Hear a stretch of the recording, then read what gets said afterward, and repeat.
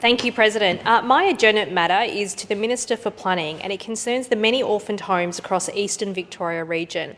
The action that I seek is for the Minister to help the many Victorians impacted by their surveyor no longer in business by invoking powers under the Building Act 1993. I was recently made aware of the term orphaned home. An orphaned home is a home build that cannot be completed or is unable to be lived in due to the building surveyor going missing in action, losing their licence or no longer being in business before final permits are received. Now, there are over 800 orphaned homes in the Yarra Ranges Council specifically, and tens of thousands across Victoria. Many of my constituents cannot get final building permits or certificates of occupancy because their surveyor has shut up shop. Now, these homeowners cannot find other surveyors willing to take on the job due to crippling insurance liabilities.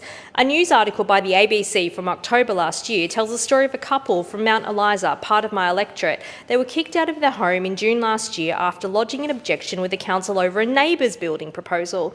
In dealing with a complaint, the council discovered they did not receive a certificate of occupancy before moving in 2015. They discovered the building surveyor had been deregistered and no one is now willing to take on the issue. The couple have been turned away by 24 surveyors with no one willing to take on the job due to liability despite the fact the home is perfectly habitable. The issue all comes down to risk. The Andrews Labor government banned flammable cladding in 2021 and clamped down on surveyors in the months that followed. This resulted in professional indemnity insurance prices skyrocketing. One surveyor's insurance jumped by 800% in 1 year. This has resulted in many surveyors closing their doors, leading to the orphaned homes crisis.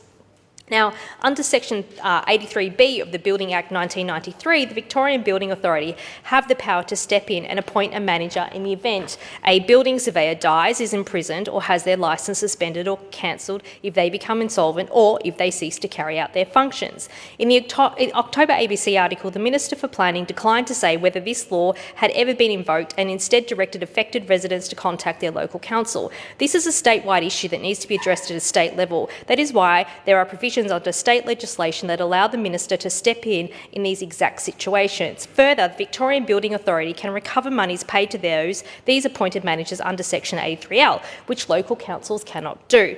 An insurance lawyer from Lander and Rogers states clearly in the same article I've mentioned that the government have a responsibility to intervene to help these homeowners left hanging in the balance.